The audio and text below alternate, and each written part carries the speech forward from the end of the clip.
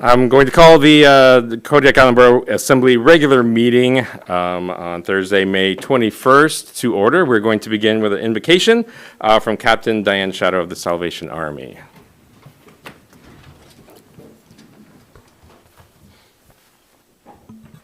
Let's pray. Dear Lord, we thank you for this beautiful day. We pray that this beautiful spring weather will follow us through the weekend as we all go through Crab Fest and enjoy the festival that so many people have put on.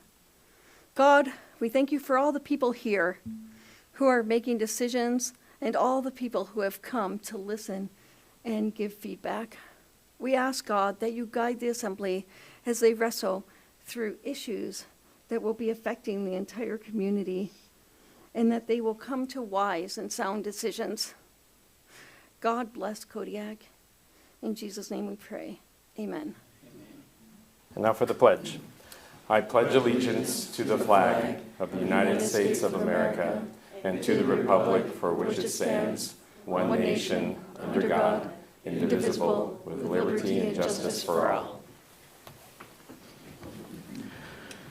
We are gathered on the traditional homeland of the Sukpiaq-Alutiiq people, and we acknowledge the 10 tribes of the Kodiak-Alutiiq region. We recognize the Alutiiq culture that enriches our community to this day. Roll call, please. Mr. Ames. Here. Mr. Gardner. Here. Mr. Johnson. Here. Ms. Roberts. Here. Mr. Smiley. Here. Mr. Whiteside. Here. Mr. Woods. Here. Mayor Griffin. Here. You have a quorum. All right, next, approval of the agenda and consent agenda. Under the consent agenda this week are the special meeting minutes of April 30th and the regular meeting minutes of May 7th, and confirmation of the mayoral appointment of Ms. Marion Owen to the Solid Waste Advisory Board. Move to approve the agenda and consent agenda. Thank you, Mr. Whiteside. And there's a second, staff report. Manager Williams. Thank you. Sorry, you want a staff report of the? Yes, I'm sorry, yeah. The Anticipated amendment, or? the anticipated changing of the Change, agenda. yes. Sorry, I was totally tracking. Yes, so tonight we're asking that we amend the agenda by removing ordinances fiscal year 27, 1 and 2, which is our budget ordinance and our levy ordinance, because you saw an email yesterday that we recertified after we found some anomalies in the certification. And when we certify, our assessing team gets one group of information and our finance team gets another group of information. It's kind of a sub-report that's more detailed. The sub-report that was more detailed did not match the original report today. It included more categories and more homes in different tax areas that were there originally. So the one that we tuned in on, there were 58 properties, but the sub-report that finance got had 60 properties, and so that can't be right. And so Tyler worked on it throughout the day. This afternoon, we got really close to where we were about $19,000 off, but we still don't know why. Yesterday's recertification came because the software did not count for senior exemptions for surviving spouses. That was the $201,000 that we were off, and so that has been fixed, but now we have a gap, and putting numbers into that ordinance would have, the numbers would have just been wrong. And so we're waiting, we're hopefully going to be able to update that tomorrow, and so because we have a special meeting on the 28th, we're moving the ordinances for introduction to the special meeting next week, which will happen right after the work session. Thank you. And for the public, so Tyler is the software, and Tyler's not a person. Tyler's the software. Right. And this is brand new software that we're Thank you. transitioning into. I actually feel very bad for Tyler Steele every time I say Tyler has screwed up. If you're listening, Tyler, sorry.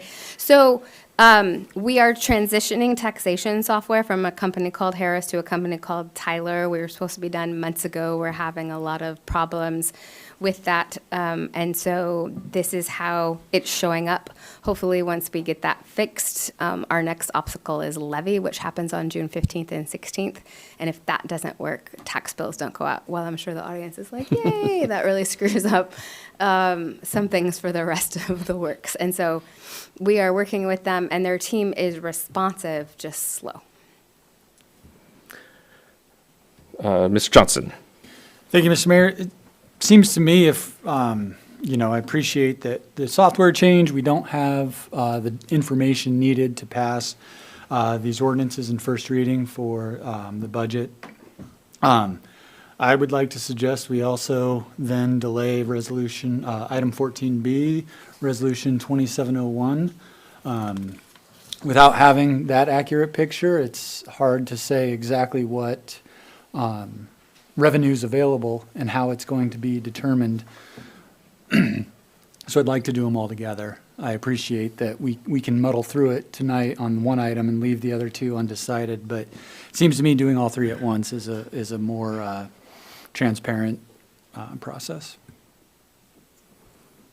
Yes.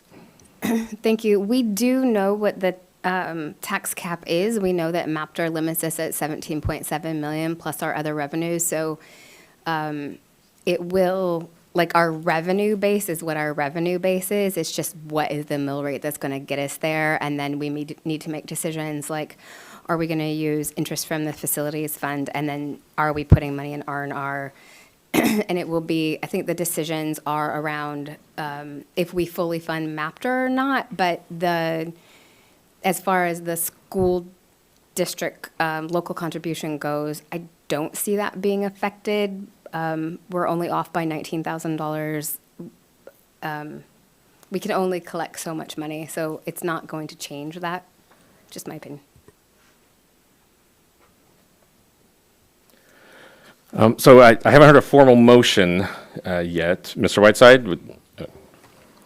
Move to amend the agenda by removing ordinance number FY 2027-01 and FY 2027-02. Is there a second? Second. It's been moved and seconded. Any further discussion on this particular motion? Mr. Ames? I think if we're only talking about a $20,000 difference, that we should be able to move ahead and get a pretty accurate. So we keep moving because of our deadline. I don't like putting things off to the last minute, and then people make decisions without any time to think. When you look at that number compared to the number of the amount coming in and the amount the school wants, the amount the borough needs, that's a very small piece of the pie. That's my personal opinion. And just to clarify, the motion on the table is to amend 14C1 and 2, not 14B1, not about the school funding, local funding. So those are the ones that we're voting on now.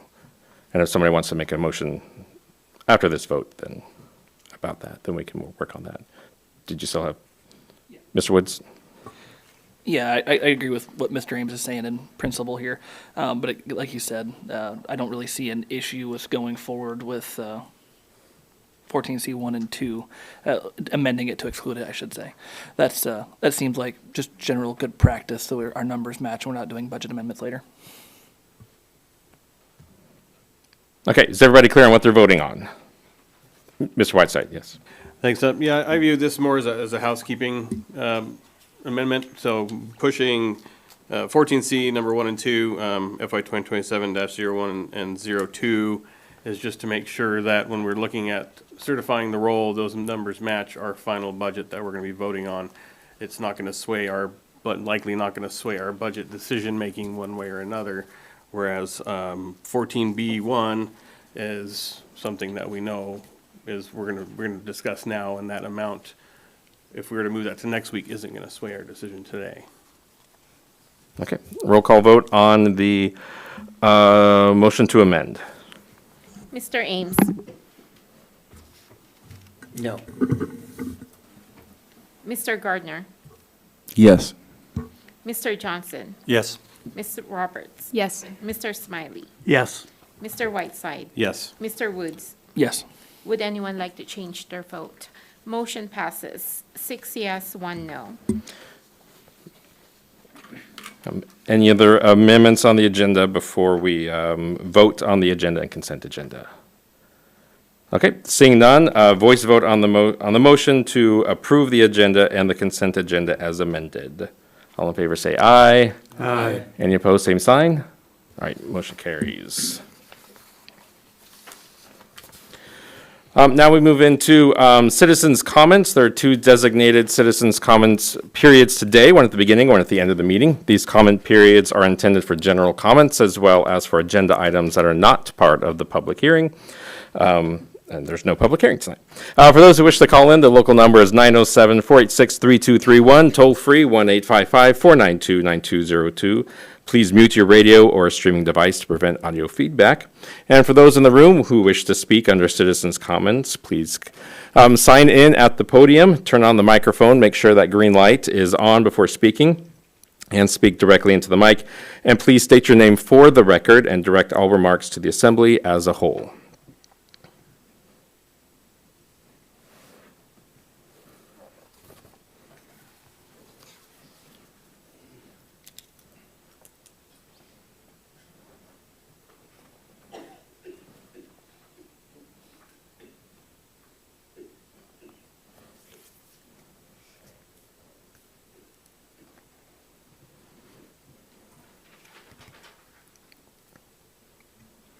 Good evening, Mr. Mayor, members of the Assembly. My name is Alan Schmidt, and I am here tonight as a board member of the Senior Citizens of Kodiak, which owns and proudly operates the Kodiak Senior Center. I'm here to give you our third quarter numbers as we're reaching the end of the fiscal year.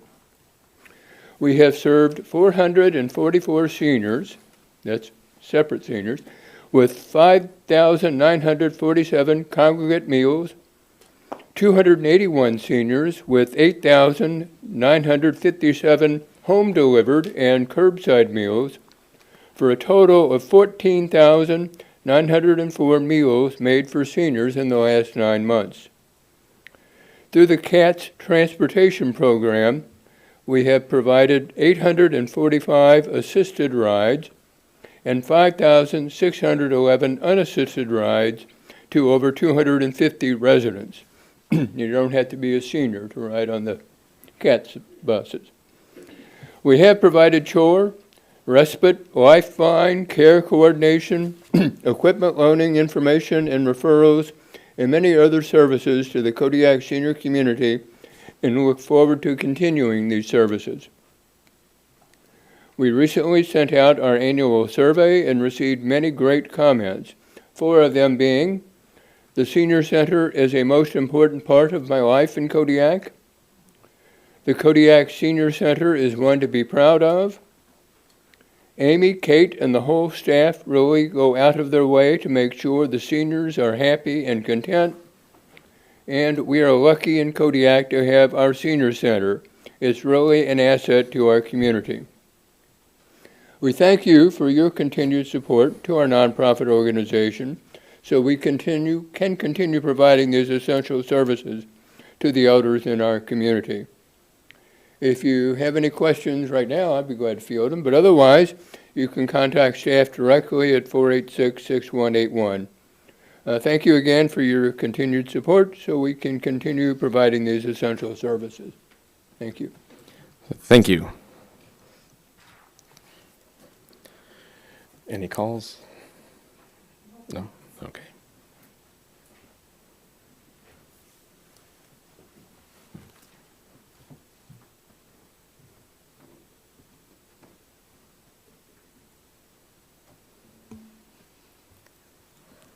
Good evening. I'm Beata Daly. I'm here on behalf of the Kodiak Middle School PTSA, and this is a perfect segue from one to the next. I also have numbers to share, but first I wanted to say thank you for your support for our PTSA and the programs that you provided to help run through last year's cycle of the nonprofit funding grants.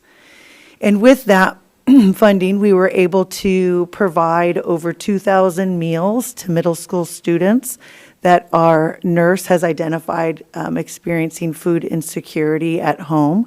So those meals went home with students over long weekends and holidays, and also working with the student government for holiday meals as well.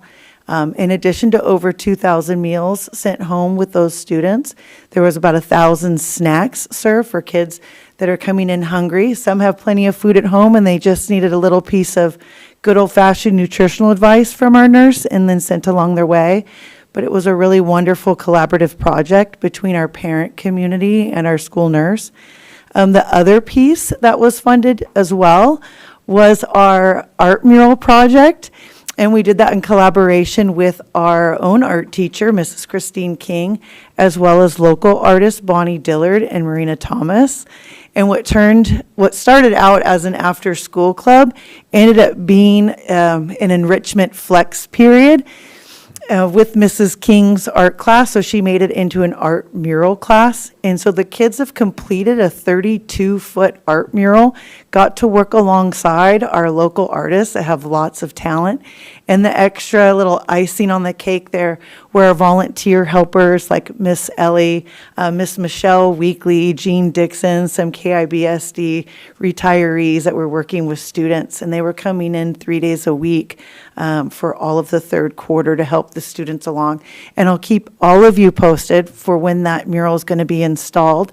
We have Chris Lynch helping volunteer to install that, and that's going to be on that concrete retaining wall that is facing Main Elementary along Powell Avenue. So from the bottom of our hearts, thank you so much for your support for these extra projects. It's supporting our staff, it's supporting our volunteers, and most importantly, it's supporting our students. Thank you. Thank you.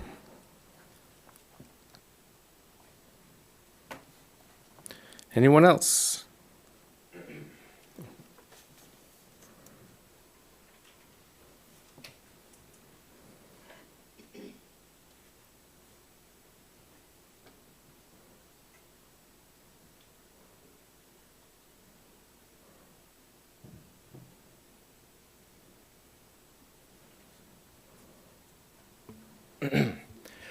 Good evening, Mayor and the Assembly.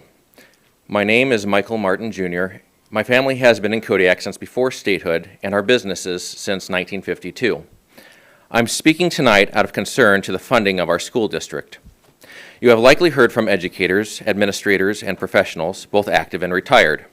You have likely heard arguments about providing for our children's needs, giving them opportunities, about the mill rate and how it might be temporary or simply returning to prior levels. It is said that the road to hell is paved with good intentions of well-meaning individuals in their pursuit of a noble goal, who sacrifice everything and everyone around them in the process. After all, what wouldn't we do for the sake of our children?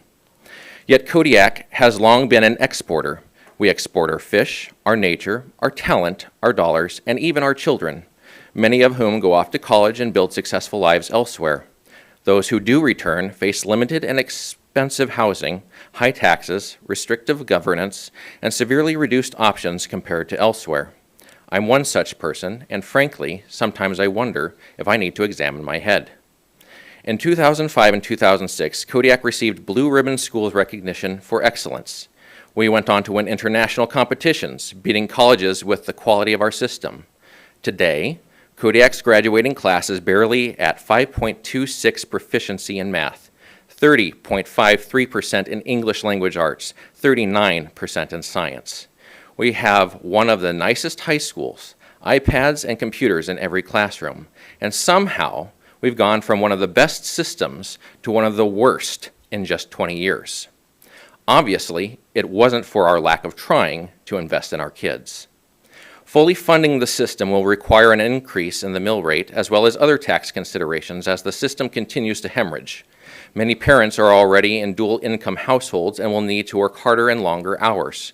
This means less time to support their children's education at home. Parental involvement remains one of the strongest predictors for academic success, graduation, and successful completion of college. By further burdening the community, we will undermine the very system we're seeking to improve. Before we approve additional funding to the district, I would urge the Assembly to require KIBSD to commission an independent efficiency and performance audit by a qualified third-party firm such as Gibson Consult. We spend over $25,000 per student and yet produce worse results than when we had less funding and technology at our disposal. I strongly recommend we do not fund the district as proposed until real accountability can be brought to our failing system. Thank you. Thank you.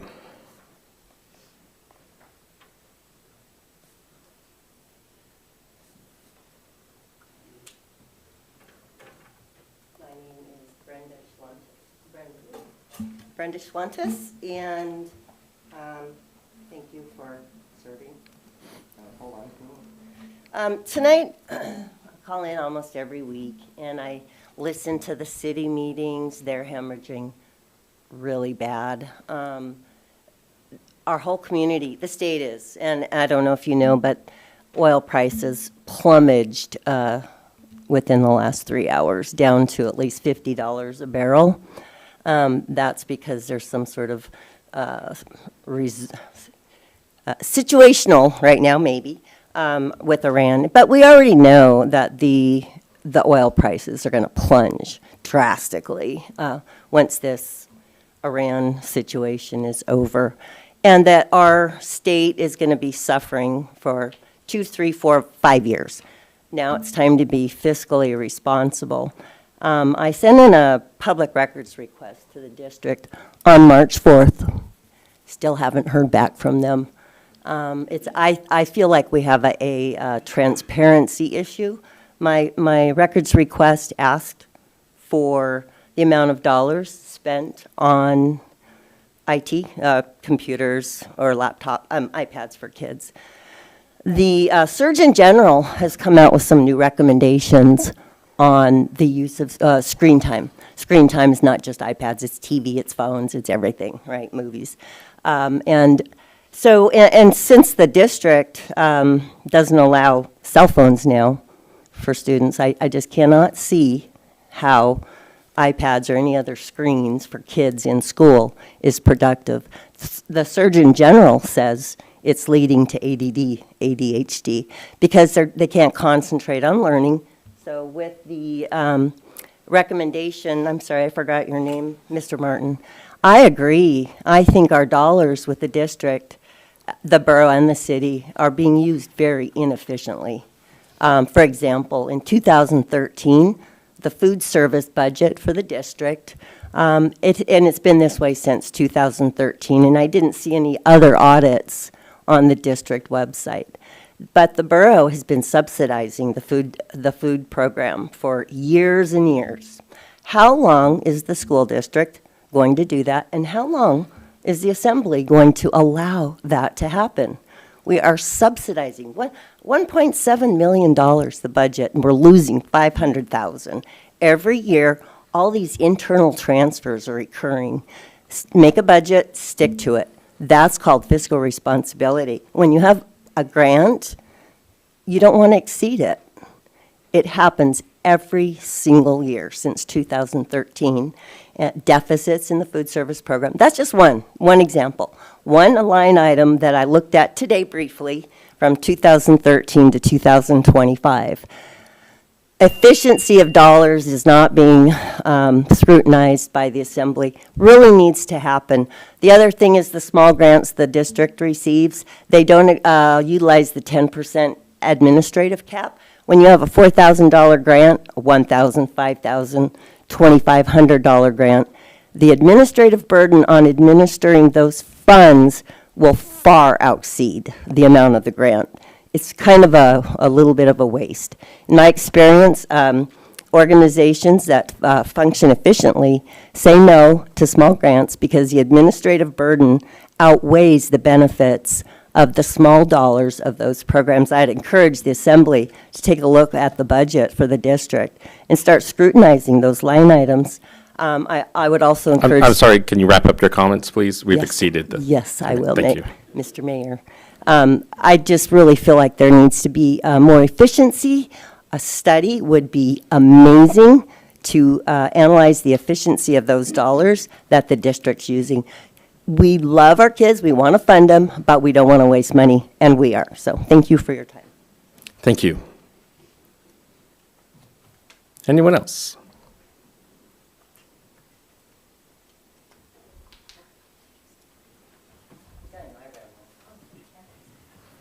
No, before 2013, I couldn't find it. Hello, my name is Dan Rohr. Thank you, Mayor and Assembly, for being here tonight on a beautiful sunshiny evening. You're missing out on eating Bruin burgers and other fun stuff down at Crab Fest. So anyways, appreciate your being here. I'm concerned about demographics. I find demographics interesting. I don't love the demographics that the state's projecting for Kodiak or for the majority of the rest of our state, but 2050, the state's projecting that we will have a total island-wide population of 9,871 people. Those are scary numbers to me. That's pushing 25% less people than live here today. As a business owner and a building owner in the community, that worries me. The state argues that the primary reason for that is continuous net, interestingly enough, they use the word continuous, so continuous net out migration of people. Also then, of course, our aging population and then declining birth rates just in general in our country. The continuous net out migration, I mean, we've all seen it. Like, we are losing people with school-age kids just at a disturbing rate. And so, and of course, the school district is seeing that. So the school district, not that many years ago, had 2,200 students. This year they have 1,900. But of those 1,900, a couple hundred of them are actually AK Teach students. So, I mean, obviously they're technically KIBSD students, but we don't have the same level of, not the same level I have to go into them as far as buildings and things of that nature. So anyways, the school district sees those trends. We know those trends are happening to us. We've been watching them happen. And obviously, in my opinion, obviously what needed to happen was another building needed to be closed. And the public came out and spoke strongly in favor of closing another building. And the school district decided not to do that for a variety of different reasons. Most of which well, we'll consider that next year. And I'm not okay with that. And I am concerned that fully funding the school district says, you know what, we're okay with that decision, that you didn't make the hard decision this year. I realize it's never an easy decision to close a school. It's a terrible situation to be in. But we have time on our side between now and 2050, and I want to see us change I want us to be able to look back and go, you know what, the state of Alaska was wrong. In 2050, we're not at 9,870 people. Those numbers are higher than that. But to do that, we have to get our cost structure under control in our community. And when you look at what the city's looking at with sales tax, you look at ever-increasing costs at KIBSD, obviously our own increased costs at the borough, we have to get that under control. Otherwise, the people it's squeezing is my kids' age generation. I'm not worried so much about my generation.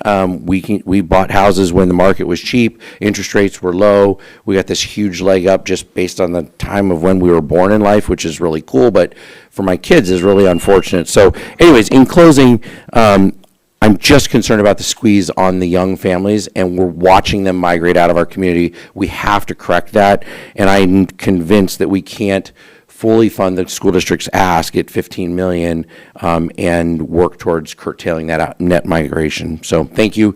I appreciate it. I know you have hard decisions in front of you, so thank you for your time. Thank you.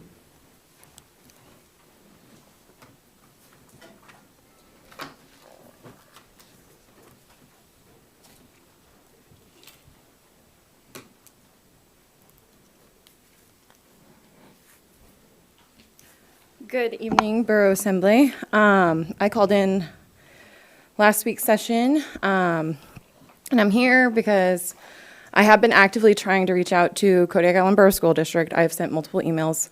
I cannot get responses back. I had one person finally reach out to me, and I tried to go over a multitude of issues I have, and I did not have, there were no answers. There's so much lack of transparency.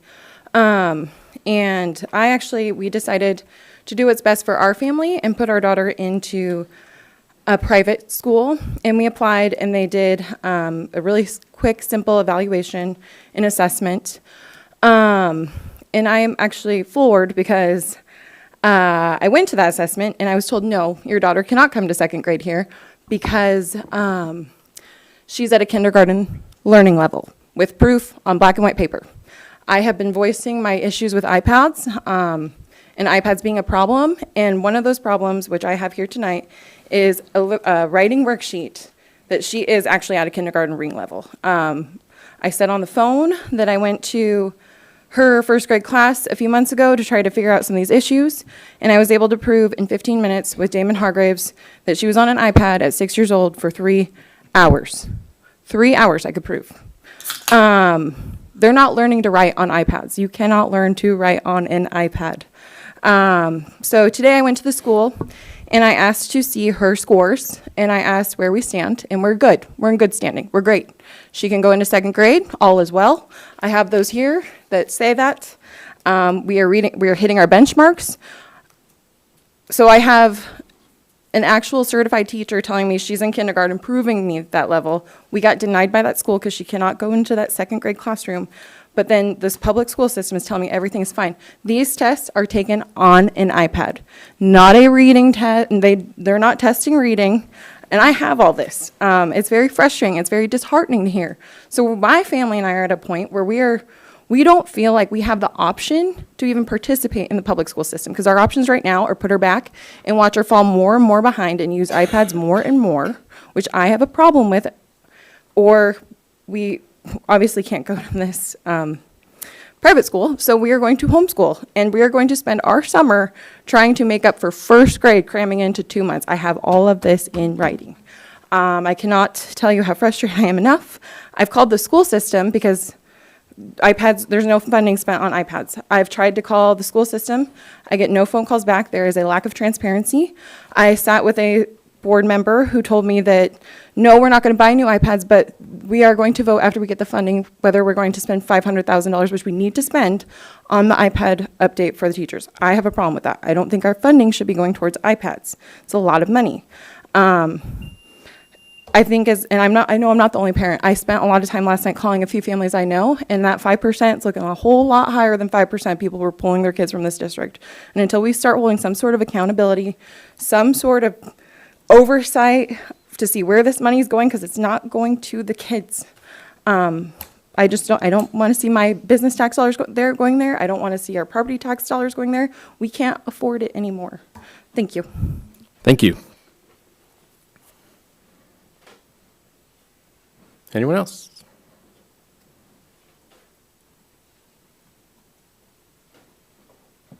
I had a feeling there was one more.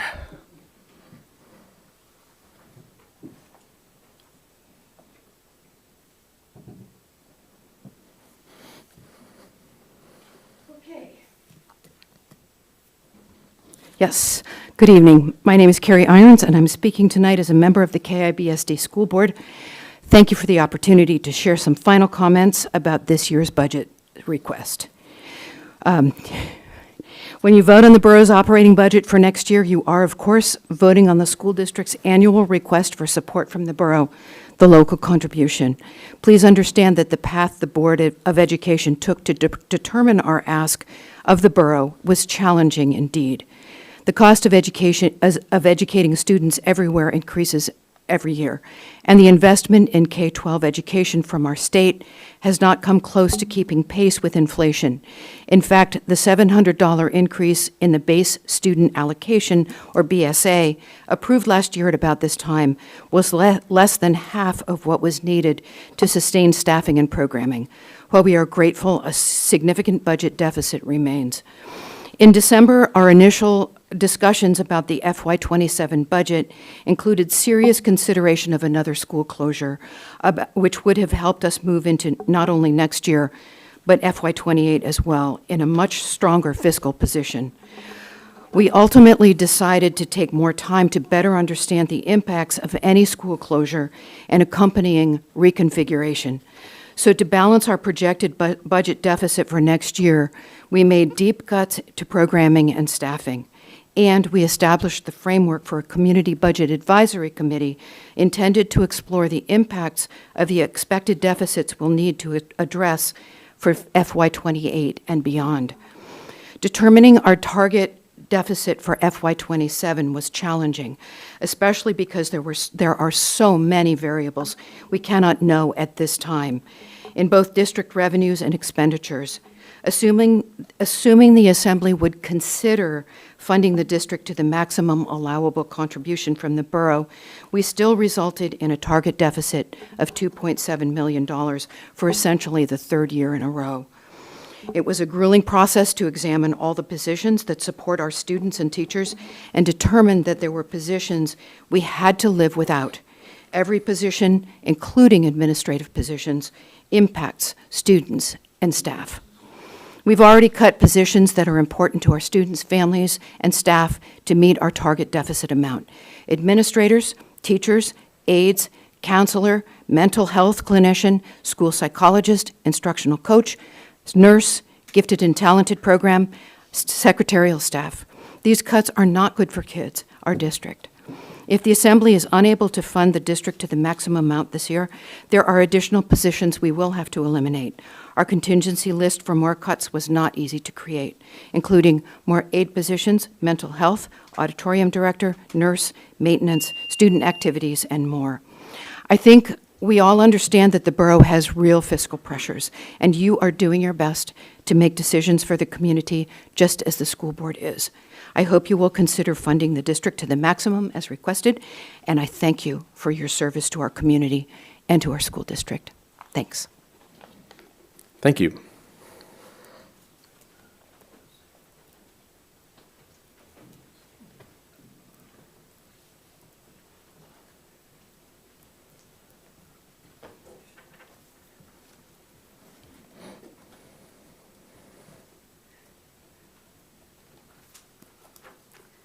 Good evening, ladies and gentlemen.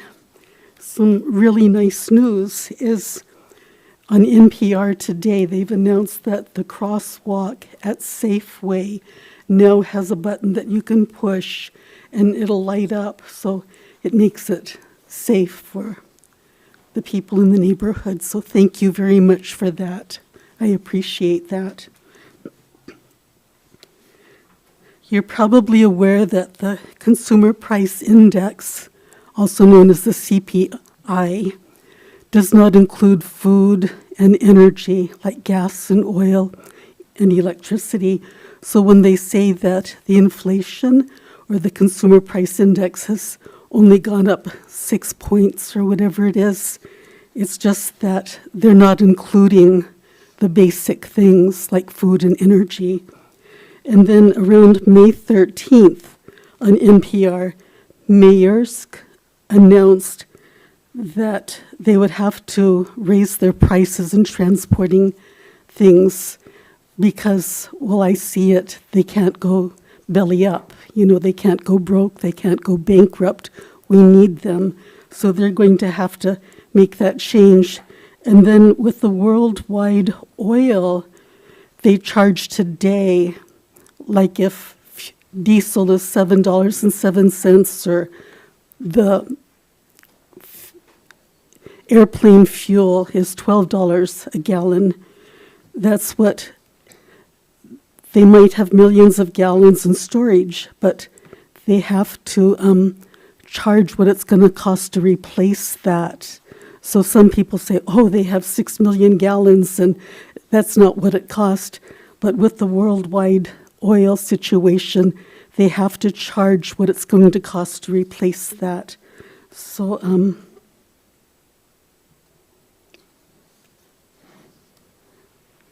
I really feel for your decisions. It's really a hard decision, and thank you for sitting in those seats and weighing everything. And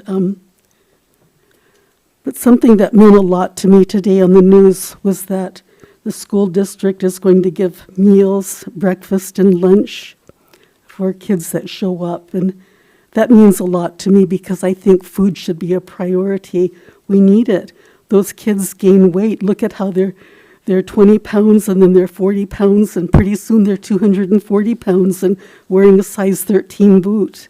And they need that. So thank you very much for your contribution to that. Thank you.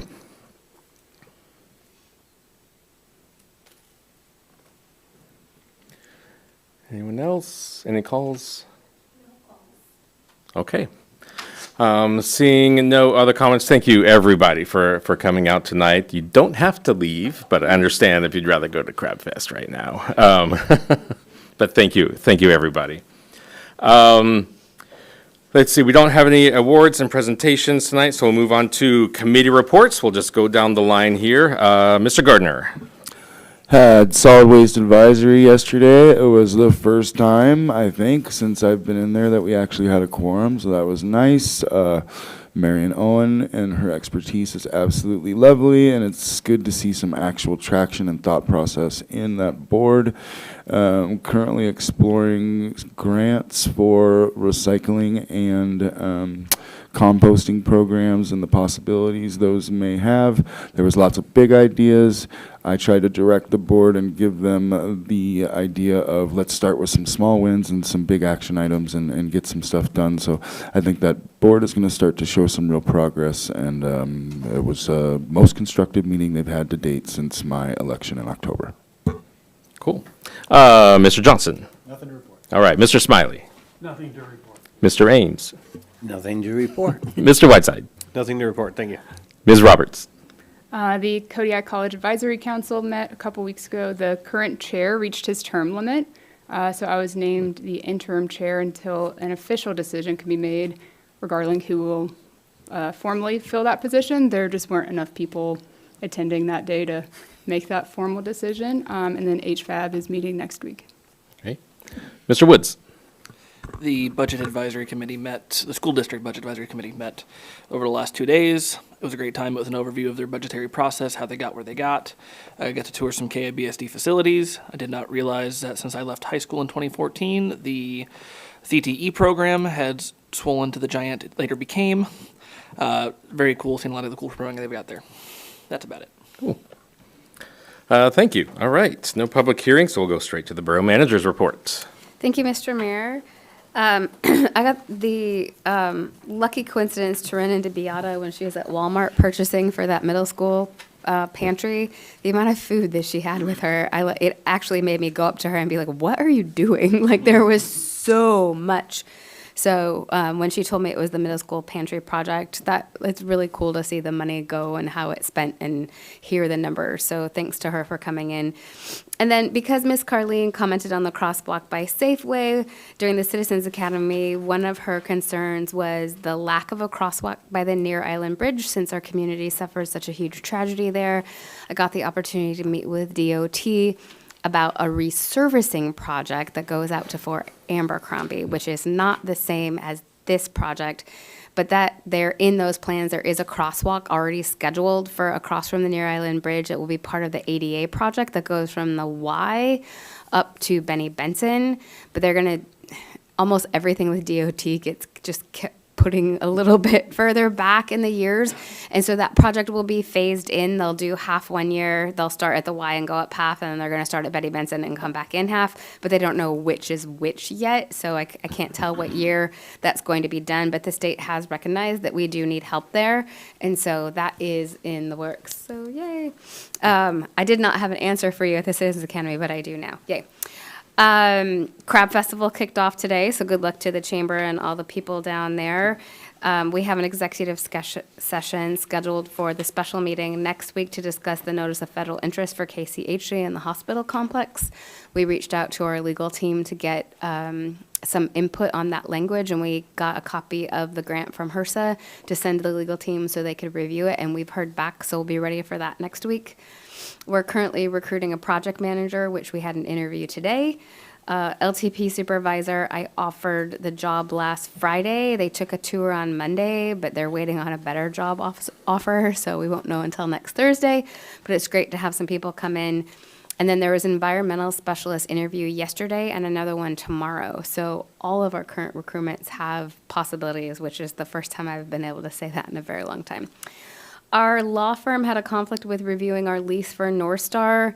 Last week, Leslie called me and said, hey, KIBSD, one of my clients is going to be in a contract with the school district. Does that bother you? Is there a conflict? And I was like, no, absolutely not. The school district is completely separate. They can contract whoever they want with. And then we sent them the lease, and she wrote back, oh, well, that's what I was talking about. And I was like, well, that's not the school district, that's us. So we are still working with them to figure out who at their firm, if anyone, can review that or what kind of review that we need. But that is, Shunak would like to move into that space on July 1st, so we're pushing hard to get that on the June 4th meeting so that it's approved and ready to go. We added an initial review of the nonprofit funding also on the work session on May 28th so that we can look at how much money is in our different funds, the Fishery Economic Development Fund, the opioid fund, so we can figure out if we're going to offer that to the nonprofits. You'll also be able to see what the application looks like, and we'll go over the process just so everyone's familiar with it. The timeline for the proposed schedule is listed there. That hasn't changed over the last few weeks. I updated the budget dates because of that special work session and the first reading of the budget and levy ordinance getting moved to the 28th. In community development, they had a planning and zoning commission meeting last night at a regular meeting. They talked about the Uzinki Tsunami Shelter rezone and subdivision. The commission approved the subdivision on conditions of approval, including the need for the rezone approval. The commission also recommended approval for the rezone to the assembly to rezone the tsunami shelter from R1 to public lands. And that will be coming up on the July 2nd agenda. And community development is working on the liquor license renew for Tony's. Nothing has changed in finance, and I'm going to try not to talk about the software company, Tyler, too much because I don't have good things to say. In assessing staff will be inspecting properties in the city of Kodiak. They're working on the wildflower transfer for the marijuana license because they bought Deja Vu out in the flats. Nothing has changed for exemption appeals, although that trial is scheduled for July 27th through 29th. And when we first put that, I was like, oh, that's so far away. But here we are. It's coming up. We don't need to travel for that. That'll be via Zoom, so that's good. In information technology, the IT department is working on the replacement of an environmental monitoring system in the KIB server room, as well as repairing network cables that are running out to the LTP landfill. The LTP is on Time Clock Plus, and so they are our last department, and we will be fully electronic for our timesheets, which might not mean much to you, but it means a lot to our payroll technician. Cybersecurity consultant from Kodiak Cyber completed their on-site visit. They mounted edge firewalls and core switches. They're slowly placing all of the hardware for that project. And GIS has been catching up from his absence. He was out for 3 weeks. They included a map showing a 5-mile road buffer for the city. That's their proposal for expanding their search for manager. And public notice maps for the clerks for controlled substances, for license transfers. And then they also updated the map for assessing for their summer field work from the borough. In engineering facilities, the seawater pumps are awaiting their extensions. Staff have been working through issues to keep those pumps running, including Will and yesterday Cody being there at minus tide, sometimes at 5 o'clock in the morning to transfer water in. So thank you to maintenance staff for keeping that up and running. Our work is completed for the hospital elevators. It has passed the state of Alaska inspection, and there was a little celebration for that because that's been a long project. One of those elevators is down today, but not because it didn't pass inspection. Fuel oil assistance. We are sampling the landfill soil on the 22nd of this month. And WFF isn't starting work at the long-term care center until June, and we expect the same schedule for Carluck through 3-Tier Alaska. Building automation systems for the Kodiak Fisheries Research Center. We had some air balancing done. We met with NOAA this week, and they said that they could feel air moving, which they haven't in a while, so that's really good. It turns out when we upgraded that system years ago, there was a phase 2 to that project that never got done because NOAA paid for the first phase, and then the money ran out, and the second phase wasn't done, and the second phase was to put in a chiller so they would have cool air in that building, and that didn't get done, but we're doing a full system investigation and establishing a baseline for the building through a company called Respect. So that'll be coming up here very soon. This building that you're sitting in, you might notice that it has some temperature issues now and again. And so Long Technologies identified that our air handling unit 2 hasn't been functioning properly and hasn't since our boiler replacement. And so they're going to be making some improvements on that as well. Tables have been placed for the picnic table replacement. I saw the ones out in Sergeant Creek today. They look wonderful. East Elementary roof hazardous material testing. We were planning on doing that in-house, but the scope of that project was so large, we decided that it wasn't great for our staff to go do that. So there's an RFQ up for that. Port Lions School painting project. I just signed a intent to award, and it was for $143,000. Excuse me, if you remember, we estimated 250, so 143 was amazing. And we didn't have any bids for the UST removal, and so we're reissuing that. There's a list of upcoming contracts that I am not going to read because I can't do it without coughing. If you have any questions, I'm happy to answer. Any questions for the manager pertaining to the report? Mr. Woods? Are we still at a 100% conflict rate with our attorney? I wouldn't say 100% because they have been giving us information back, but it's come from different attorneys. And so our attorney who you guys met and hired, often it's someone named Jed or someone named Jackson who we get stuff back from because they don't have the same conflicts that she does. But she did do the assessing, the BOE training for assessing, and she has been a little more responsive as of late. So I wouldn't say 100%, but I'd say that there are some issues with conflict. Yes. Anyone else? Mr. Gardner? I don't want you to respond very much because I know you're having a hard time. I would think it prudent that I would like to see a kind of a detailed breakdown, if not the actual contract or agreement that was with Tyler at some point. I think that whole system got put into place before the new assembly was kind of, or at least it had begun, and I'd like to see if there is some sort of resolution that could be more easily resolved. It doesn't seem like they are holding up to their end of the bargain. Anyone else? Okay, all right. Moving on to messages from the borough mayor. Got a lot of things here. So I was able to attend briefly the Tribal Housing Summit that was sponsored by KIHA. Met with several tribal leaders, village leaders, learned about federal and state programs to support housing development for Alaska Natives and housing refurbishment programs, low-interest loans, and community block grants. It was very informative. I learned a lot about that, and I was there mainly just to make sure that whatever, we've kind of run into some federal grant issues with KCHC, so I wanted to make sure that that doesn't affect anything we do, like on the lands committee here. If we're going to release land, and it looks like everything should be good.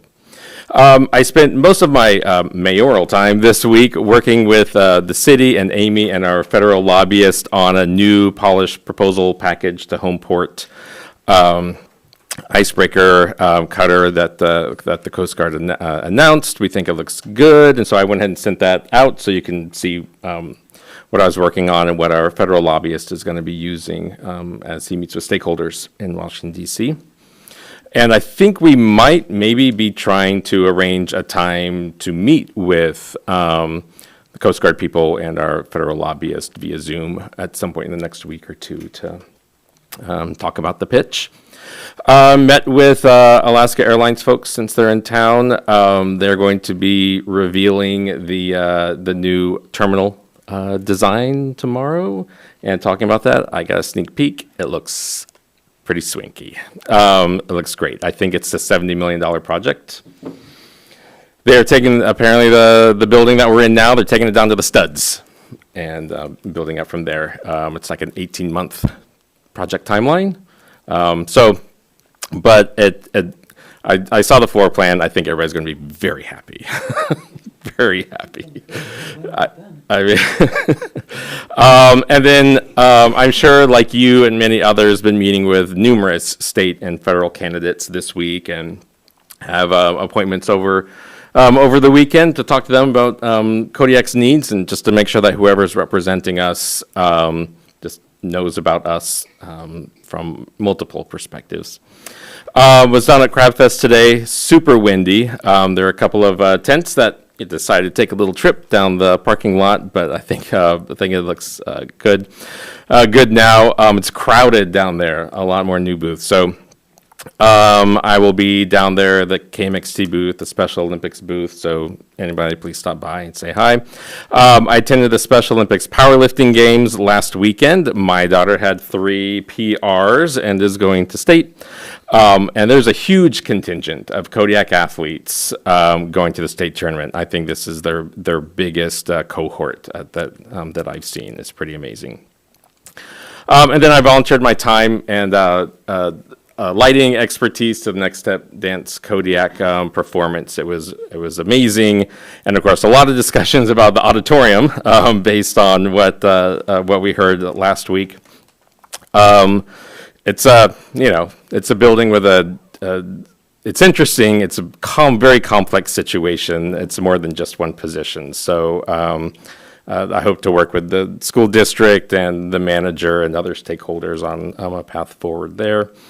And then I've also, of course, thought a lot about our discussion last week concerning the budget.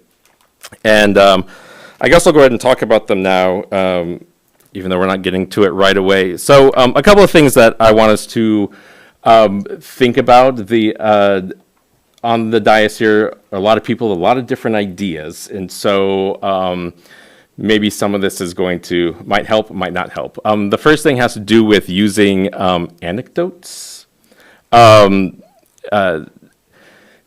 Anecdotes might identify a concern, but I don't think that they can carry kind of a system-wide conclusion. I don't doubt anybody's experience with the school district or a school district graduate. I don't think that one story about one graduate carries the weight of a conclusion that the district is failing. An example might be meaningful, but I don't think that we can use those as metrics. If the concern is student readiness or subject readiness or grievances, there's an elected body to deal with that, and that's the school board. So I just want to make sure that we're not making multi-million-dollar budget decisions based on one anecdote. So let's stick to the facts and the data that we have. There have been some talks about possibly using some one-time use of money. I've been thinking about that.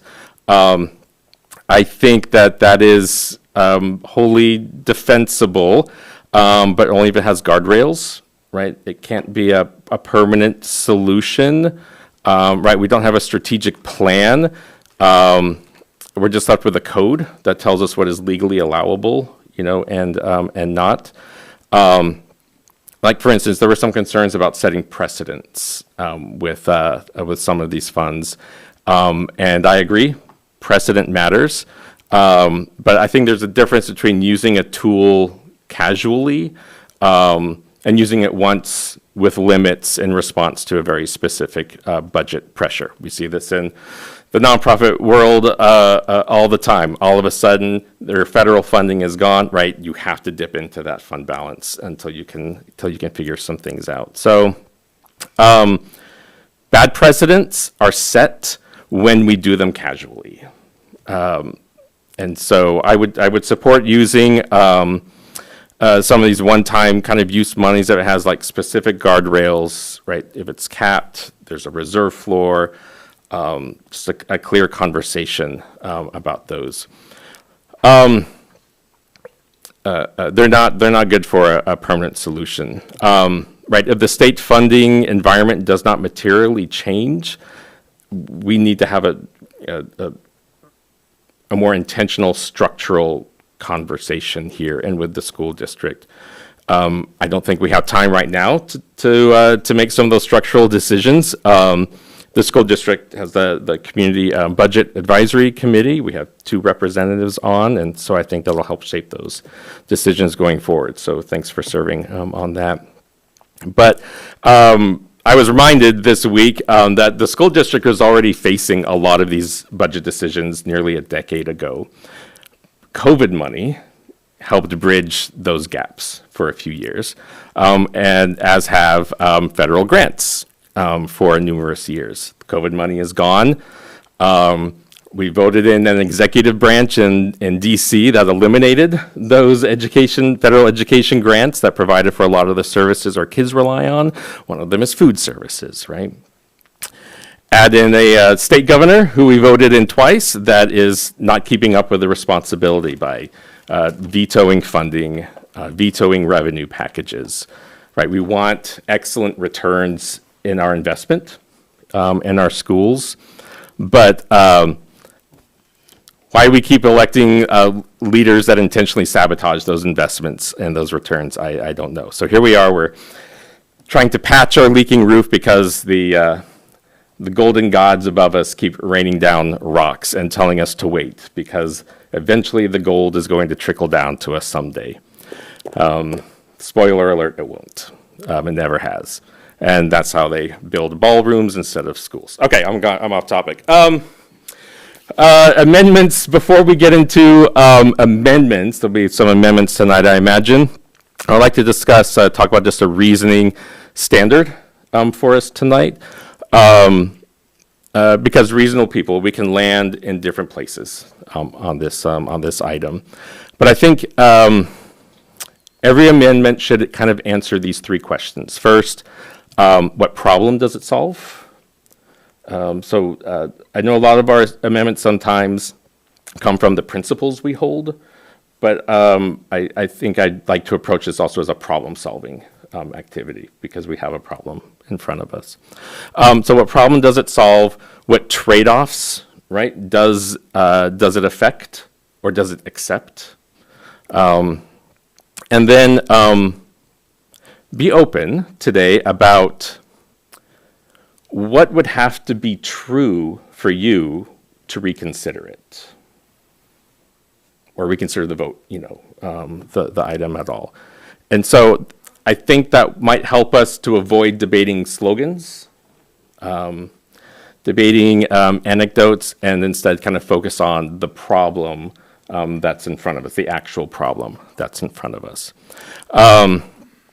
So I have a lot more things to say. I'm going to save it for maybe the discussion later on, depending on how it goes. But thank you for listening to me and my thoughts. And I just want to help us make good decisions, good policy decisions that are justifiable to the public, that the public can understand, and then come back to us with questions. So, all right. I rambled for a bit, just for a little bit. Thank you, everybody. So let's move on, if that's okay. We have one contract before us tonight, contract number FY 2021-01, authorizing extension number 6 of the recycling services contract with Threshold Services. Mr. Whiteside.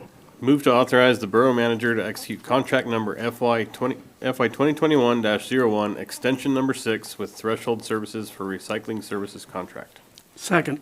Has been moved and seconded. Staff report. Manager Williams. Thank you. In April of 2025, the Assembly approved a 1-year extension through June 30th of this year.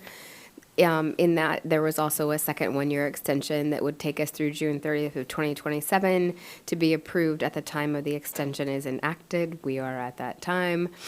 Approval of this extension would continue to align the timeline of the recycling and solid waste contracts, which would go into effect on July 1st of 2027. This would improve coordination between service providers and allow for long-term strategic planning for the borough waste management. Also in the RFP that we are asking for from potential providers, we are asking as an alternative bid would be for them to take on recycling. And so we have options on our recycling right now. threshold services is the one and only option. So we're asking for other options in the event that threshold isn't there. Thanks. Thank you. Any discussion or questions from the assembly? Seeing none, roll call vote on the motion. Mr. Gardner, Yes. Mr. Johnson. Yes. Ms. Roberts. Yes. Mr. Smiley. Yes. Mr. Whiteside. Yes. Mr. Woods. Yes. Mr. Ames. Yes. Would anyone like to change their vote? Motion passes unanimously. Okay, next up is resolution number FY 2027-01, establishing the amount of funds to be made available from local sources from the Kodiak Island Borough School District for the fiscal year beginning July 1st, 2026, and ending June 30th, 2027. Is there a motion? Mr. Whiteside. Move to adopt resolution number FY 2027-01. Second. All right, it's been moved and seconded. Staff report, Manager Williams. Thank you, Mr. Mayor. Before you tonight is a resolution with the full ask from the school district. This aligns with the ask that we built the budget around this year. All right, assembly discussion. Mr. Gardner. Move to amend resolution number FY 2027-01 by changing line 34, removing $14,615,403 and replacing it with $12,205,244 in line with the FY 2024 budget for both in-kind services and direct appropriation, with the understanding that the school district may approach the assembly in the event of supplemental needs that will be placed under thorough financial review by the borough. I'll second. Okay, it's been moved and seconded. Mr. Gardner, would you like to speak more into your amendment? I believe that the school district needs some more financial oversight, the level of technology spending, the fact that we ship in off-island sports teams. There's so much financial review, and as the public has stated over and over to me, a lack of transparency. I, more than most people, want the very best of everything for our kids. I believe we have an admin-heavy administration at the school district, and along with the borough, which is currently doing exactly this, tightening their belt, the city and the school district needs to do the exact same thing. As the mayor stated, we have an administration, not only in the state, but in the country, that is denying us of funding all around. And that's not just the school, that's the reality of a municipality in this day and age. We need to start putting some money away to deal with capital improvement projects that are coming up. We have the pool looming, we have multiple building repairs looming, we have had an attitude of just deferred maintenance from prior local administrations for years past. And we need to put some money in the piggy bank. And I think that if the district needs something really badly, if they come to us and say, you know, we just need this, then great, come in. Let's get a financial review with our team. Let's look at exactly where your money went, and let's look at every single penny of what you're asking for and where you want it to go. And let's put it under our review. I could go on, but I'll open it up for discussion. Oh, it's already open. Mr. Woods. I seconded this motion specifically to bring this discussion to the floor at this number. And prior to last week's work session, had you asked me if I was going to vote yes on this, at that number, it would have been yes. However, some learning has happened. Do I think 12 million is frankly too low? Yes, I really do. Do I think the full ask is also substantially too high? Yes, I do. And I'll tell you exactly why. Prior to last week, I could not point at a win. I could not point at a win in our school district. Not a substantial one, nothing that said something in particular was going well. And again, that's more of a principle thing. I want to see that we're working to actively improve something if we're going to be spending more money. I think that is fiscally responsible, and I think that if you're asking for more money, we should be getting something in return. That said, I also understand the financial reality that the school district's in. understanding what their fund balance would be at this number, they basically, my understanding is they would essentially have no fund balance even with heart-wrenching cuts. So for my acceptance for tonight's discussion, I certainly will not support the full ask. I think 14.6 is far too high. Anywhere between 13 and 14 would probably get my support. Thank you. Ms. Roberts? I think over the past couple weeks, we've had plenty of opportunities for discussion, and at this point, I don't believe further discussion will be productive, so I'd like to call the question. Unfortunately, I don't think we can take that right now because debate's not concluded. Not everybody has had a chance to discuss the amendment. And so I think it's within Robert's rules that to at least allow everybody to discuss the amendment before we can call the question. That is correct. Okay. And then calling the question would require a second Right. and a vote also. Yeah. Thank you. Did you have anything else? Oh, okay. Mr. Rapes. Oh, I'm sorry, Mr. Johnson. Next.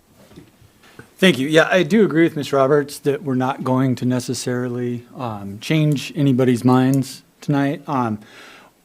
So whatever we end up going forward with, I want to make sure we do it right so we don't screw ourselves or the next assembly. So were this amendment to go through and be passed, that creates, I didn't catch the number you suggested, but like 12.6-ish.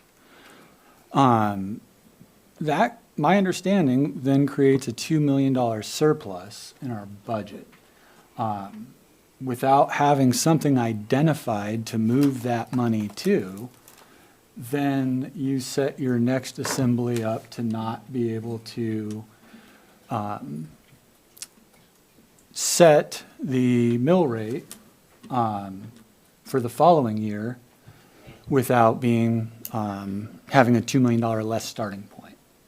So if that's the direction this group wants to go, so be it. But I think if you're talking about cutting our revenue by a couple $1 million this late in the game, it would really be smart to reconsider MAPTR so that the next assembly doesn't have their hands tied going through a public relations nightmare at the same time they're looking at potentially raising the mill rate.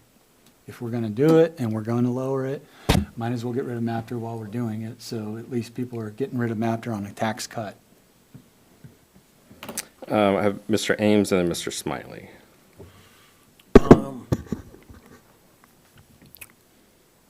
Everybody needs to tighten the belt more, I think. So both the borough and the school district need to look at that. I am in favor of not granting the full request. I do think the 12.7 or whatever exactly it was might be a bit drastic.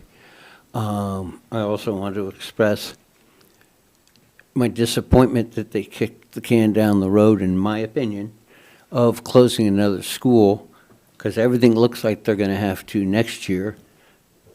Doing a study on the impact, if we don't have the students, we just have to do it. And spending money on a study, I think is just a waste of money. Mr. Smiley and then Mr. Whiteside. Where do I start? There seems to be a conception that we have some kind of authority over the budget of the school district. We don't. They have the authority over the school district's budget. That's their business to do. They have cut more than 2.7 million this year and 2.5 to 2.7 million for the year before that and the year before that. So they have demonstrated huge cuts in their budget in response to a failure from the state of Alaska to fully keep up with the cost of living increases that were necessary. They've asked for the full amount this year, and that was a political decision on the part of the school board. To cut it by the amount that we've just suggested, I think is too drastic, and I don't understand where that number came from. Is there a reason to cut it? What do we need the money for? That hasn't been identified. And I'm unwilling to cut that amount without a reason for doing it. And I agree that we have to worry about the MAPTR thing in this as well. And what we can do next year in terms of trying to keep the mill rate at a reasonable level. So, no, I'm opposed to this amendment, and I will support as much as I can the ask of the school board. Thank you. Thank you. Mr. Whiteside. Thank you. I appreciate the principle behind this amendment. I too have, I struggle with, having a full understanding of how the school district got here. My opinion does not matter, truly does not matter as far as how they got here. It's not my place. I agree. This is the school board's decision to make when developing their funding. However, I do represent our community here and the Kodiak Island Borough. So I won't support this amendment. I think it's a little too far on the conservative side, and will reduce the, I'll just categorize it as reduce the amount of service available to our community. But I do have an alternative amendment in mind, but I can't support this one at that level. I'm going to take a shot at the pie because I'm thinking of pie because it's Crab Fest. So a couple of things about the amendment. I also think that the number is arbitrary. Why FY24? I don't see the justification for why to use the number from FY24. I think the conditions placed on it is not. I don't think that we can't place conditions on the school district funding. We can't require them to come back, I think, with a supplemental ask. And if you understand the way the school budgets are run, 80 to 85% of their budget is personnel costs, and those contracts have to be signed now. So, right, so that that money should be, whatever it is, should be allotted now. The idea also, I think, of a financial review group, that's a level of micro bureaucracy that I don't want to get into, and I don't think the staff necessarily wants to get into. And also the school district, they have an elected board that looks at their financials. They have auditing. The school board's a function of the state. So the state looks through all of their financials too. So I think there's appropriate level of financial accountability with the school district. So there's a lot of things that are, I think, a little more abstract in the amendment. And so what I'd like to do is, with Ms. Roberts, I know you're intending to call the question. It's okay to allow a little more discussion on this. I do have Mr. Woods up next, but be thinking about that. Mr. Woods. Just to clarify something specific with my concern where funds are going. My understanding is their budget this year includes a substantial use of interest funds from one of our facilities accounts. With all that we have going, I want to leave as much of that intact as humanly possible due to the tremendous amount of capital projects we've got going. That is my concern, first and foremost. Do I understand we need to fund the schools to the level we absolutely can? Absolutely. However, I don't want to see us cripple ourselves in 2 years down the road because we use more of this interest funding than we probably should have during this cycle. That's my concern. So I would happily be disillusioned of that concern. But that's kind of where I'm falling, at least my reasoning there. If I'm going to tell you a number, I'm going to at least give you a reason behind it other than just a principle-based issue. Thank you. Also, at issue, I think this is what Mr. Johnson brought up too, is yes, I think accepting this amendment would certainly cripple future assemblies and their ability to even fund capital projects in the future. It's a good short-term fix, perhaps, but I agree, not a good long-term policy for even just 2 or 3 years down the line. Mr. Johnson? Yeah, I just wanted to ask if we get clarification from the manager on that question. How much interest is gone into this budget for funding the school district? You're specifically asking about interest from the facilities fund Yeah. into our budget? I didn't put any in there. Okay, that's what I thought. Thank you. So we do have tools still available to fund capital projects. Yes, we do. Okay. Without decreasing the school funding ask.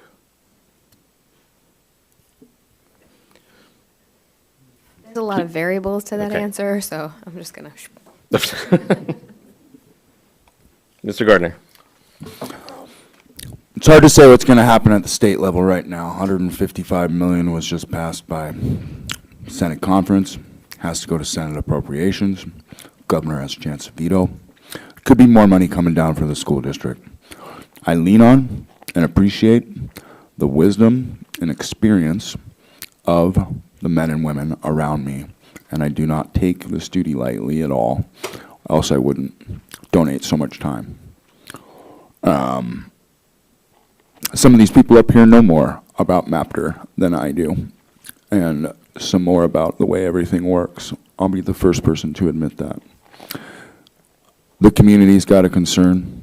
One of the reasons I joined the assembly was to help drive property taxes down. I would like to see more accountability, more transparency with the school district. In line with Mr. Woods, I could be swayed up to the 13 mark flat, and I just can't support much beyond that. Are we ready for the question? Okay, roll call vote on the amendment. Mr. Johnson? No. Ms. Roberts? No. Mr. Smiley? No. Mr. Whiteside? No. Mr. Woods? No.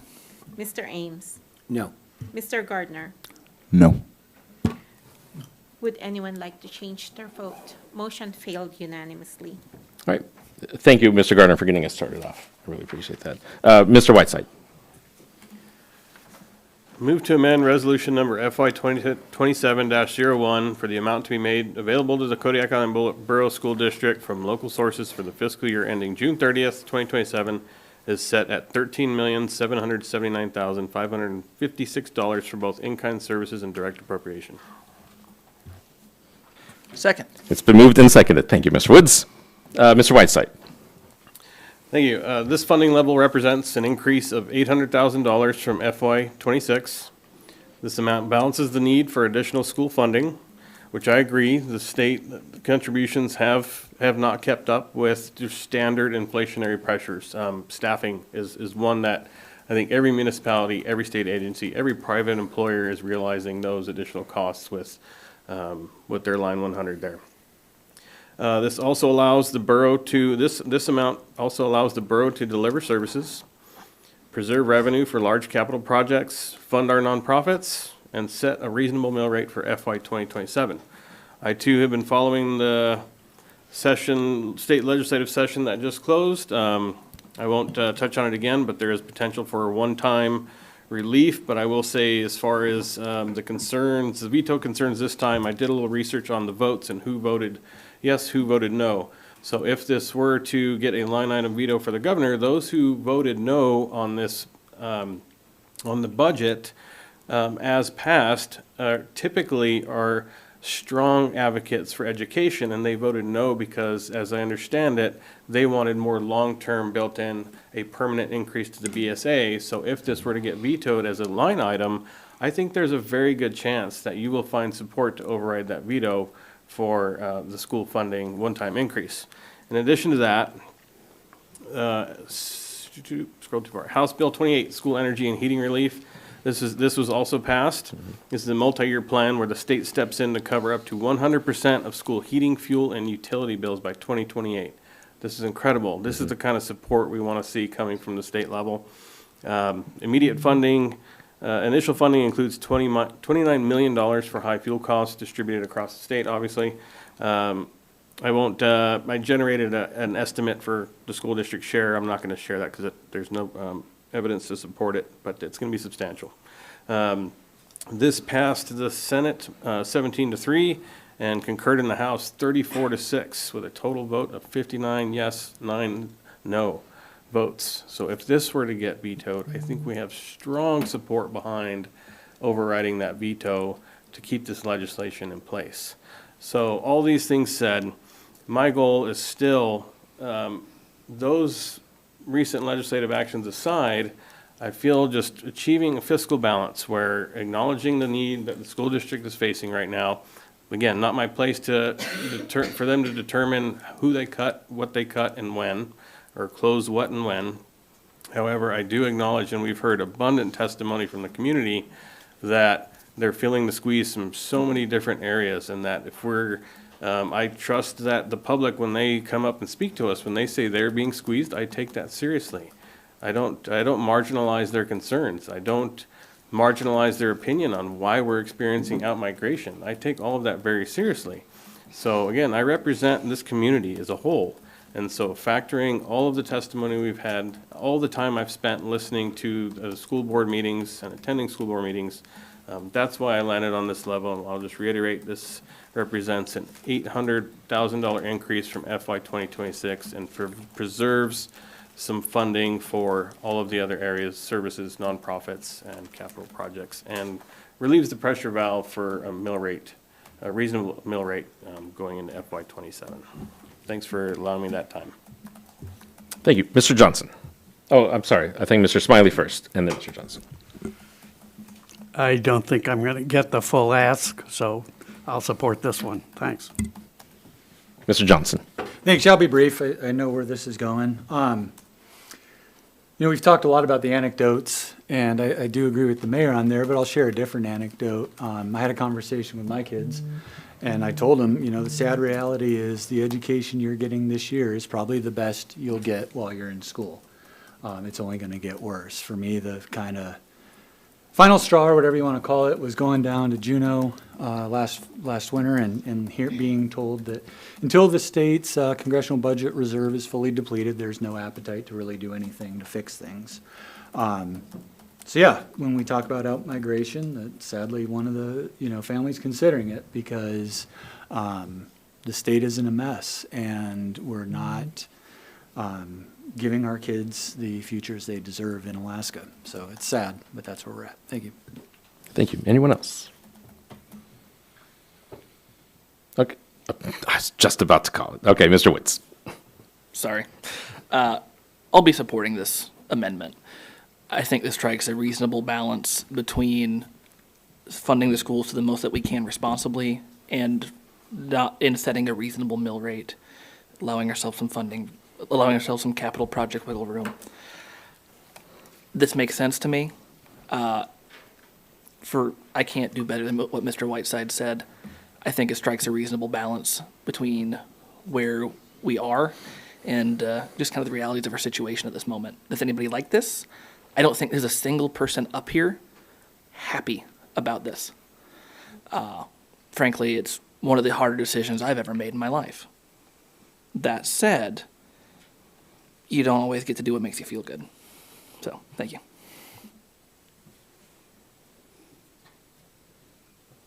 And Mr. Johnson. Sorry, I got to bite the apple one more time. Because we've heard twice now this term reasonable mill rate. My understanding is our budget was already submitted to us based off the mill rate that would be authorized by MAPTR. So I just want to make us all own the decision. We're cutting $800,000 from the ask to be put into a as yet to be defined fund or cutting the mill rate below the MAPTR level.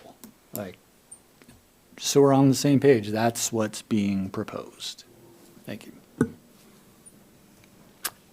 Yeah, and I think just like the previous amendment, this automatically puts next year's assembly already at almost $1 million down with mill rate. Can you help us reason through that, Manager Williams? Sure. So the budget was created with the full ask without putting any money into facilities maintenance. And so if we if the decision was made to give left to the school district, you could put that money in facilities maintenance and still preserve MAPTR. So that's a decision for next week. So this decision on its own doesn't destroy MAPTR, but it would require money to go into facilities maintenance. If we don't put money in facilities maintenance, then we will not be fully funding MAPTR. The budget was also built in with the assumption of not using interest from the facilities fund, and to fully fund MAPTR with the way that things are set up right now, we're looking at and you know that we're having problems with a certified value, but from the information that I currently have, the mill rate would be about 9.56 without putting any money into facilities. If we are able to use, if the decision is made to use some of the interest from the facilities fund, that will affect the mill rate as well. It will also affect the mill rate if you put money into facilities maintenance. And so there's just a lot, that's a hard question to answer. But as it sits right now, we would move from 8.91 to 9.56 if we fully fund the school district. I have, and I am not the expert, but believe it or not, Dora is even more sick than I am. So we can absolutely play around in this spreadsheet and look at numbers, but once the school district funding is set, and then once we have that certified value, then we'll be able to bring actual numbers next week. Okay, are we ready for the question? All right, roll call vote on the motion, please. Nova? Ms. Roberts. Yes. Mr. Smiley. Yes. Mr. Whiteside. Yes. Mr. Woods. Yes. Mr. Ames. Yes. Mr. Gardner. No. Mr. Johnson. No. Would anyone like to change their vote? Yes. Okay. To a yes. Yes. Okay. Okay. Motion carried with 6 yes, 1 no. Okay, so the amendment has been approved. Before we vote on the resolution itself, any further discussion or amendments? Okay, roll call vote on the motion. This is for the main motion The as main motion. amendment, as amended. Mr. Smiley, Yes. Mr. Whiteside, Yes. Mr. Woods, Yes. Mr. Ames, Yes. Mr. Gardner, No. Mr. Johnson. No. Ms. Roberts. Yes. Would anyone like to change their vote? Yes.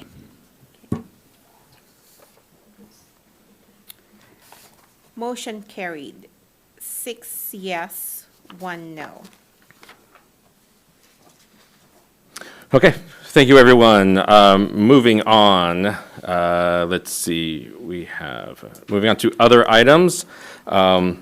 Abbreviated and informal hearing of the State of Alaska Alcohol and Marijuana Control Office new restaurant or eating place license application for Kodiak LLC, license number 60432. Staff report first, or do we want the motion? Yes, please. Okay. If we could have the staff report Yeah. first. You have adopted a motion at the last meeting to protest subject to rescission on this liquor license, REPL. I have gotten information today. They have resolved the issue that they had. And the building official also retracted his protest. The city of Kodiak also has emailed the AMCO for the ABC board retracting their protest. So the way that we can do this is that we can withdraw the protest that you have made from the last meeting and instruct the clerk to notify AMCO and the licensee of a non-objection, if that's what you desire. Thank you. I'd be happy to answer any questions that you may have.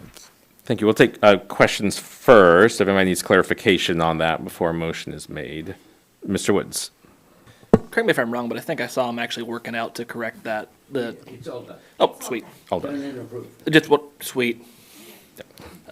And I have checked with the building official that what they have done is acceptable to him. So I did email the assembly that email from the building official saying that, yes, he's retracting his objection. Mr. Gardner. Just moving forward, with businesses similar to this or, some kind of like kind, seems like we're not always playing on a level playing field. I'm a big supporter of Nunyak. I love their food. I'm not trying to say anything bad about them at all. But it's my understanding there was a lack of a certificate of occupancy or it got retracted because of this ADA ramp. And just moving forward, I think we need to really dot the i's, cross the t's whenever this comes by, because it seems like, there's not always a level playing field and they were allowed to just stay in business, and maybe we should have enforced that a little bit harder, but that's probably more of a city issue since they're in the city limits. But like I said, level playing field, but I'm in support of retracting it. Mr. Whiteside. Move to withdraw the motion to protest subject to rescission adopted on May 7th, 2026, and direct the clerk to notify AMCO and the licensee of a non-objection. Second. It's been moved and seconded. Any discussion, any further discussion on the withdrawal? Okay, roll call vote on the motion, please. Mr. Whiteside. Yes. Mr. Woods. Yes. Mr. Ames. Yes. Mr. Gardner. Yes. Mr. Johnson. Yes. Ms. Roberts. Yes. Mr. Smiley. Yes. Would anyone like to change their vote? Motion passes unanimously. All right, thank you, everyone. Now comes the time for a second opportunity for citizens' comments. For those who wish to call in, the local number is 907-486-3231. Toll free is 1-855-492-9202. Please turn off your radio or any listening device to prevent feedback. For those in the room who wish to speak under citizens' comments, please come to the podium and sign in. Turn on the microphone, make sure the green light is on before speaking, and speak directly into the mic. And please state your name for the record. Address all remarks to the assembly as a body and not to any member thereof. And we have somebody at the podium.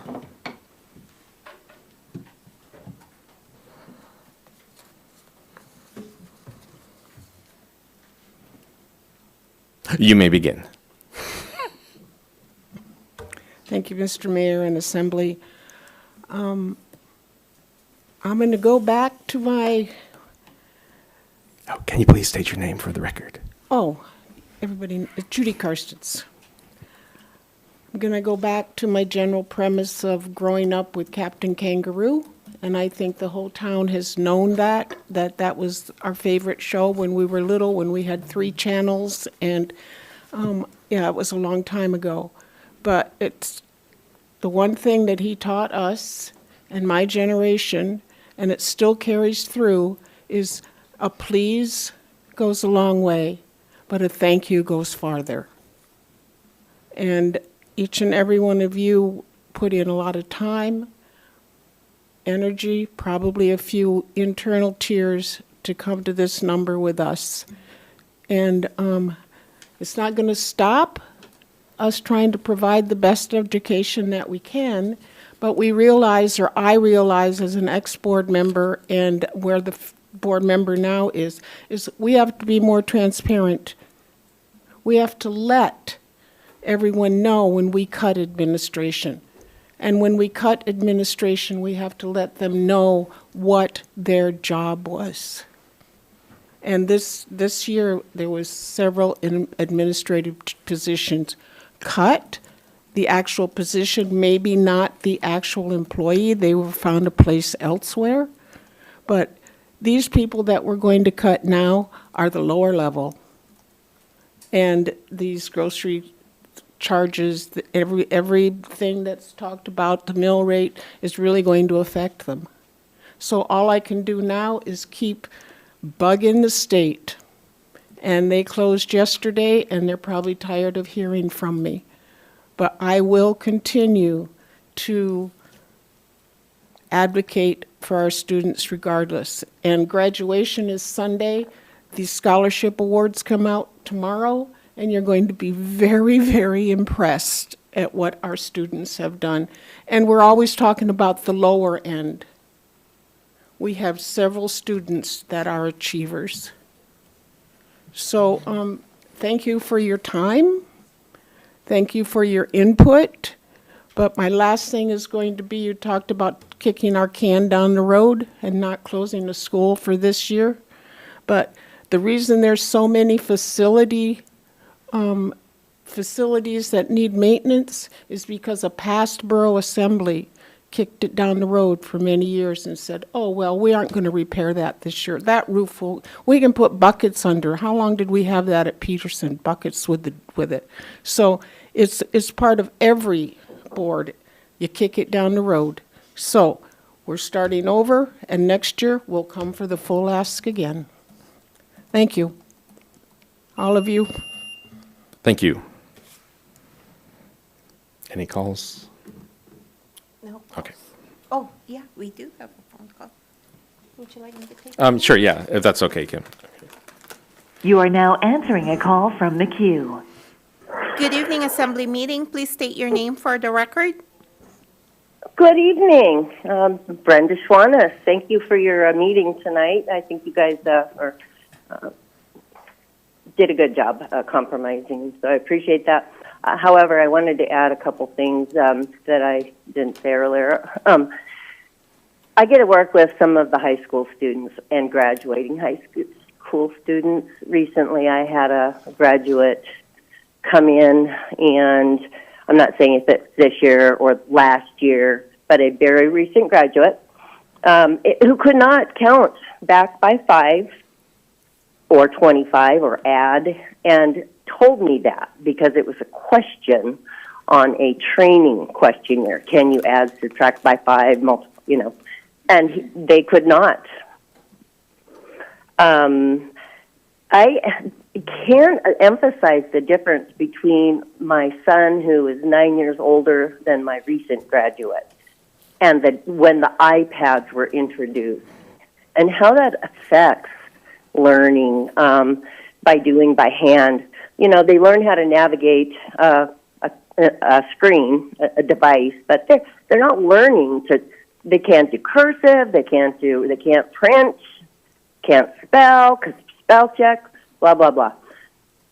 I disagree with one assembly member who said that the more you spend, the better educated the child. It's just not that way. And I'm not trying to be a hard nose, but the state quit funding the school district 7 or 8 years ago. The school district, you can't spend beyond your means. They've spent their savings account. Who does that? I just don't understand. Just give, and it's all gone now. And next year, yes, the school's going to shut down. It's going to be doubly hard. Anyway, it's just really scary. I see a snowball. Next year is going to be a big problem. So I hope people start planning. It's really unfortunate that the public doesn't feel like they want to come to meetings. I reached out. Mr. Martin reached out to 20 people. They don't want to come. They're tired of this. They made their feelings known. Close the school this year. Didn't happen. I support not increasing the mill rate because people can't afford it, and I can't. So thanks for your time. Good night. Good night.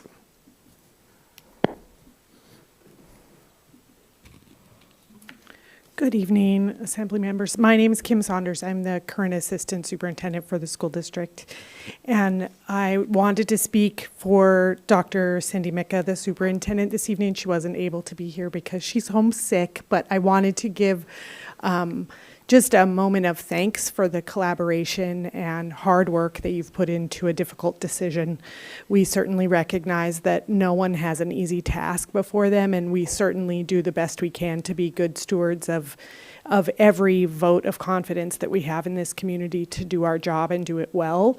I appreciate the thoughtfulness, the questions that you ask that we're able to provide insight and answers to the decision-making that both our board and our administration makes for students. So I hope that continues into the future, and we welcome really creative problem-solving moving forward. We all can see this not on a trajectory toward improvement, and I think the best thing that we have going for us are people who care, that want to find creative ways to do it smarter, not harder, right? I also, just because I can't help myself, and maybe I'm looking at retirement in July of this year, we are looking to prepare students for their future and not our past. And I just would like to remind everyone that that's a scary thing sometimes. The evolution of education and what students need to know and be able to do looks different than it did 20 years ago. And we have to keep up with that, or we're tying Kodiak kids' hands behind their back if they don't know how to use the tools that other students might know how to use or use. Anyway, it's a different time, and I just want to remind the Assembly of that as well. So thank you very much. And thank you for the funding. Thank you. Anyone else?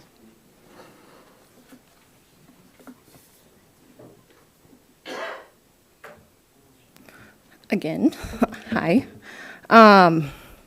We want public comment. We want people to speak I'm up. so sorry. Can you state your name? My name's Leanna Harrington.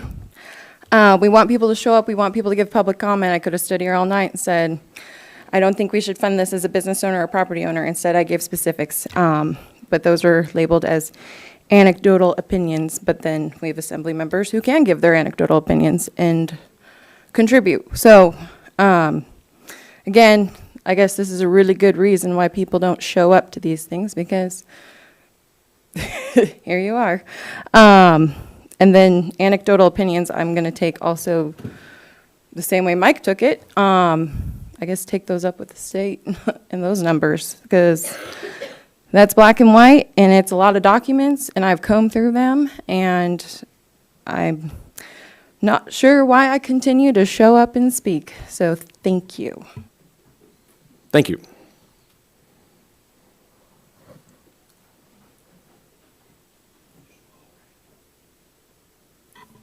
Hello, thank you. My name is Dan Rohr.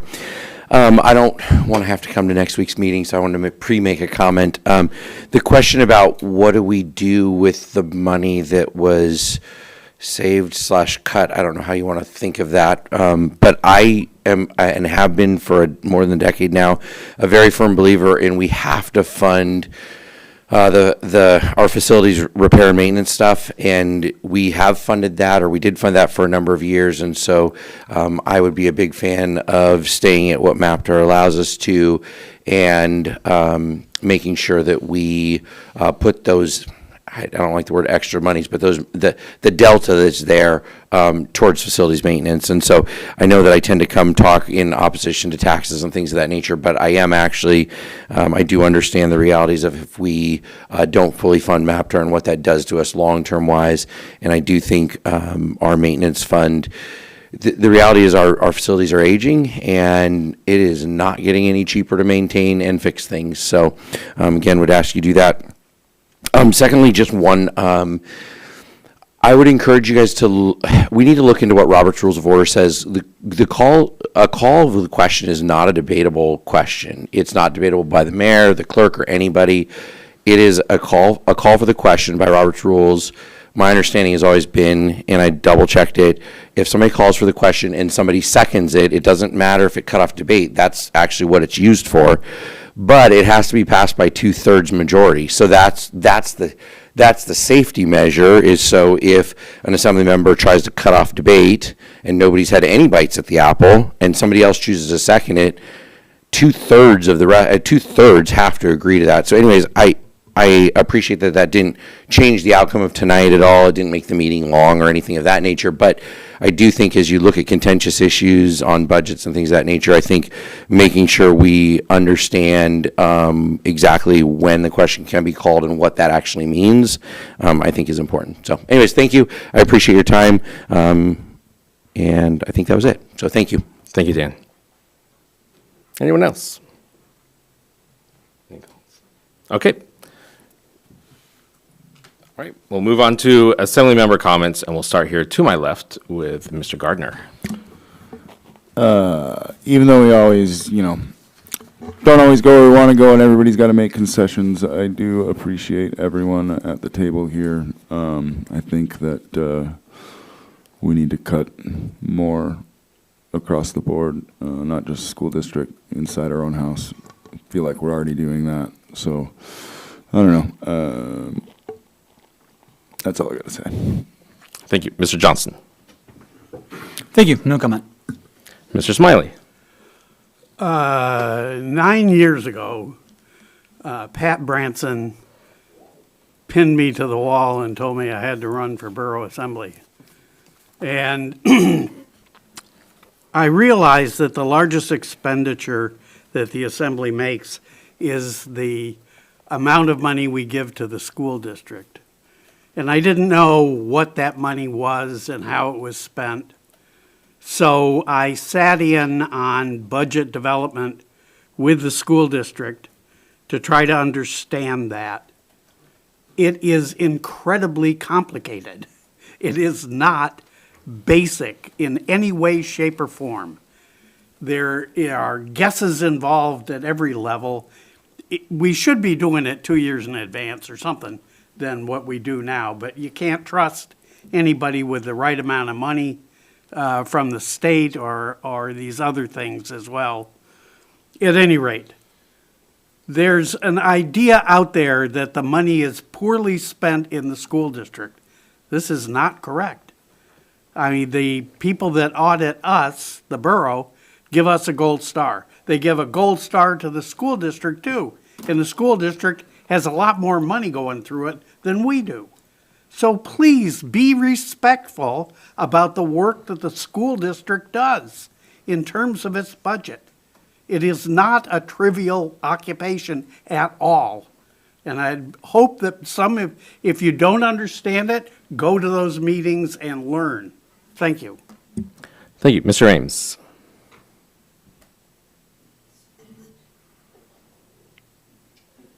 I'm glad we could kind of reach a compromise. I know everyone's not happy, but I think what we did works. Other than that, no comment. Thank you. Mr. Whiteside.